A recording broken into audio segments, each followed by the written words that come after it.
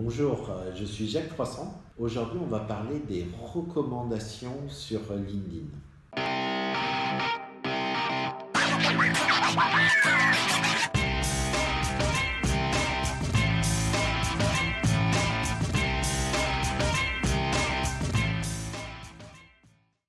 Alors, sur LinkedIn, on a tous vu qu'on pouvait avoir des recommandations et des recommandations de deux types. Vous avez la recommandation écrite, donc c'est quelqu'un qui va écrire un petit paragraphe sur ce qu'il pense de vous.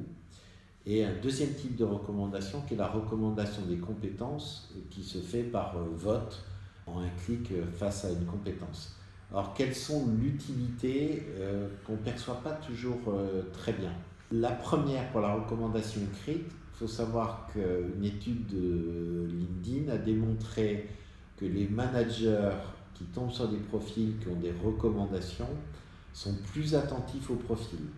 Le deuxième intérêt sur les recommandations de compétences, plus vous avez de votes sur des compétences, plus l'algorithme de recherche de LinkedIn va la prendre en compte. Par exemple, si vous êtes dans le secteur du e-commerce et que la recommandation e-commerce est fortement notée, ainsi que luxe cosmétique par exemple, que manager, si je cherche un manager e-commerce dans le luxe, l'algorithme de LinkedIn va prendre en compte le poids de ces compétences qui ont été mesurées.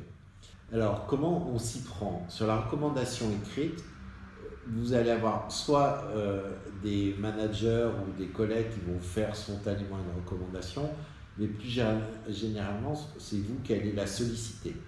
Ce que je vous recommande, c'est plutôt d'aller solliciter un manager N+1 ou mieux N+2.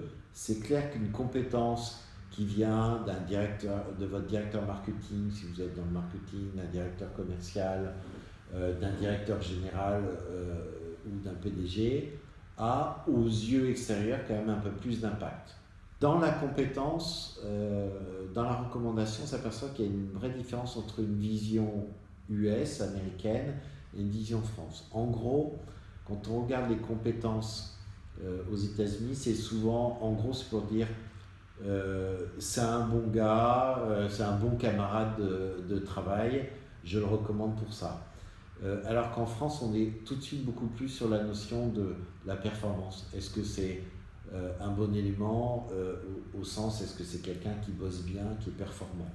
Moi, j'aime bien le mixte un peu des deux qui nous donne des indications. Maintenant, en tant que recruteur, je prends toujours ça avec du recul, mais quand vous êtes comme chez Altéide, vous évoluez dans un environnement qui est très spécialisé, comme nous, dans le digital et l'e-commerce, où on connaît beaucoup de monde, très souvent on voit des recommandations qui sont issues de managers qu'on connaît bien. Donc on va y apporter un œil qui est beaucoup plus attentif.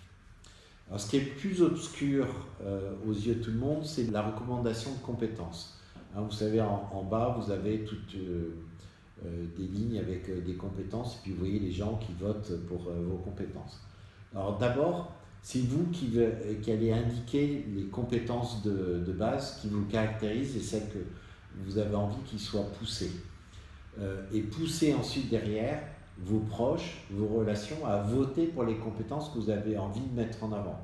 Si je reste sur mon exemple, ça va être e-commerce, marketing digital, luxe cosmétique, management. Voilà, essayez de faire voter les gens pour ces compétences-là si vous voulez les pousser.